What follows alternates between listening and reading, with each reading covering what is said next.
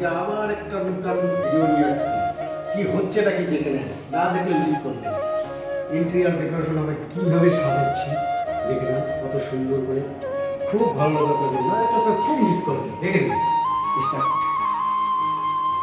বন্ধুরা, এটা একটা জাস্ট বেসিনটাকে আমরা কত সুন্দর করে বেসিনটার উপরে আমরা মিরারটা লাগিয়েছি।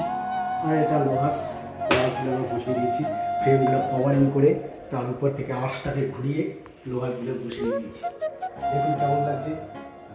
আমরা এত সুন্দরভাবে ইন্টারভিউকে সাজিয়ে নিয়ে এসেছি, খুব মিস করতে হবে এগুলো না দেখলে। একটা আমাকে খুব মিস করবে। প্লাস এটা দেখুন একটা টিভি আছে। আর সব থেকে বড় কথা, এই ঘরটা ফাটাফাটি লাগছে, দেখে যান। ওহ, খুব দারুণ বানিয়েছে ভাই। কে বানিয়েছে? উত্তম দা। এই বাবা, কি বলিস? আমি কাজ করেছি এখানটা। তা কি বিচার আর কে করবে?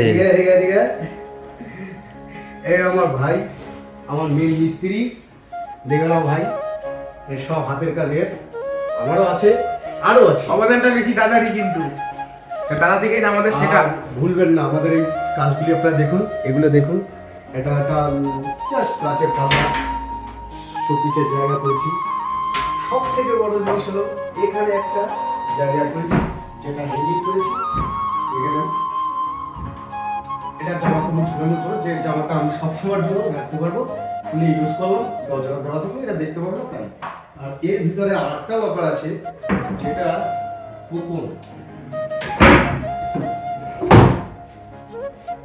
বুঝছেন, ছোট ছোট জিনিসগুলো এখানে রাখা যাবে।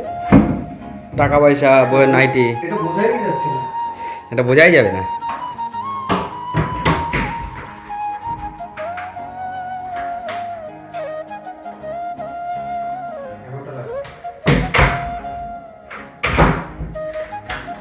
এই জিনিসগুলি আমরা হাতে কাটিং করে এভাবে বসিয়েছি।